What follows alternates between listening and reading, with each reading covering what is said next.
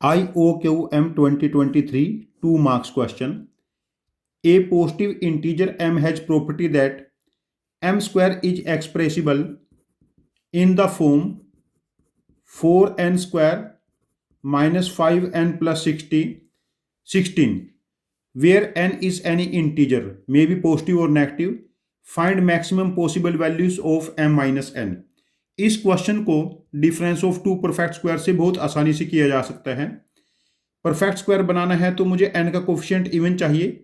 पहला पार्ट में ट्राई करता हूं, इसको मैं 4 से मल्टीप्लाई करता हूं तो क्या बनेगा 4m square equal to 16m square minus 16n square minus 20n plus 64।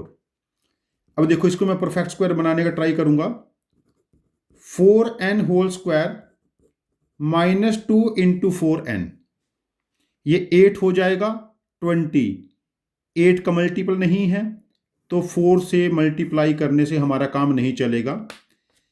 अब नेक्स्ट मैं इसको ट्राई करता हूं 16 से मल्टीप्लाई करने का, तो हमारे पास ये क्या बना 16m square equal to 64n square minus 80n 16 256।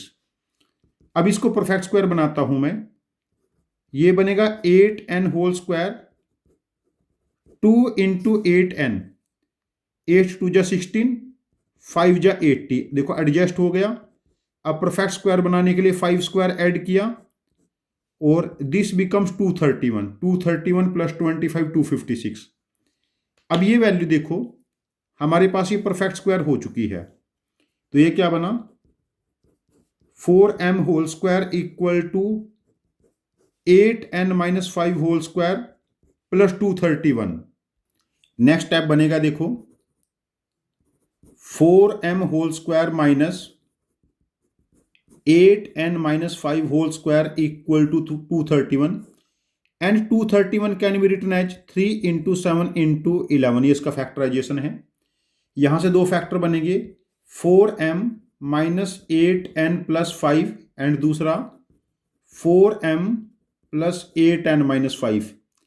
या तो 1 इंटू 231 होगा या 3 इंटू 77 या 7 इंटू 33 या फिर 11 इंटू 21।